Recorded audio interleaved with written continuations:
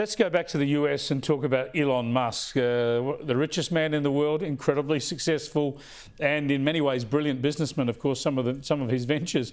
Now he's going to lead like a cost-cutting mission to shrink the bureaucracy. Here he is on Twitter saying that it's no threat to democracy, it's a threat to bureaucracy.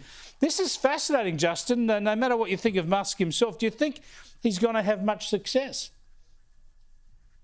Look, well, so, look, my first impression is it's going to end in tears. So we've got two giant egos, one giant ego that has appointed another giant ego, and giant ego number one doesn't like it when he gets outshined by other people, and giant ego number two loves to outshine people. So I would suggest, let's talk in 6 months down the track and see how this cuddly and lovely relationship is faring. That's utter nonsense. It's got nothing to do with ego. It's got everything to do with government efficiency. Everything's got something to do with Elon Musk, when he took over Twitter, fired 90% of the employees there, and Twitter has never worked better. So this guy has form when it comes to cutting the fat, and America desperately needs this. The bureaucracy has grown exponentially during the Biden administration.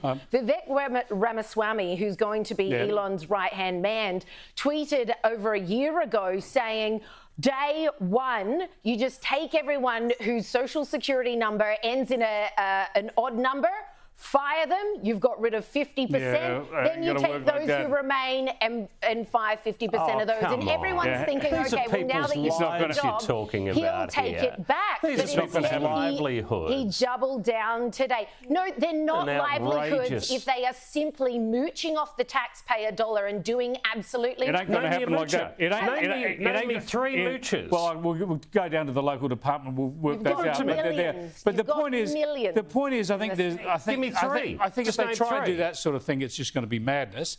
The other point I think is, if you're a Tesla, pulled it off beautifully. If you're a Tesla shareholder, how do you feel about the bloke who's supposed to be running the company now trying to run the federal bureaucracy?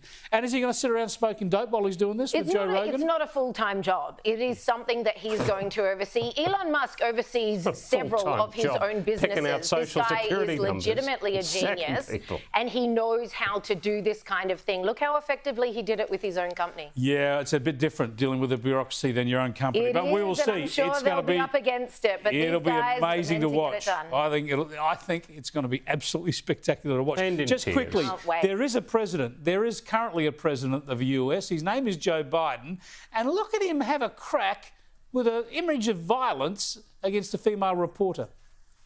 President Biden, do you think that you can cut a hostage deal by the end of your term? You think you can get hit in the head by a camera behind you? Serious question about Israel and hostages, and he talks about a camera bashing her in the back of the head. Justin, if he was a Conservative MP, politician, people would be calling for him to resign. Oh, Joe's done, I think, isn't he? I think that was, he's tapped out. Put a fork in him. Pretty awful answer. Pretty awful answer. But you can't call any president lame duck because they've still got their finger on the button. They still know the codes. While they're still in that job, you can't call them a lame duck. He certainly needs to do a hell of a lot better than that, honestly. I agree with you. Two points on that. I think Joe Biden doesn't know the codes, and I think he knows where the button is, but he's got to shuffle over to it. Codes. So we've got a bit of extra time. He's got the codes. Thanks for joining us, Justin and Liz. We are right out of time.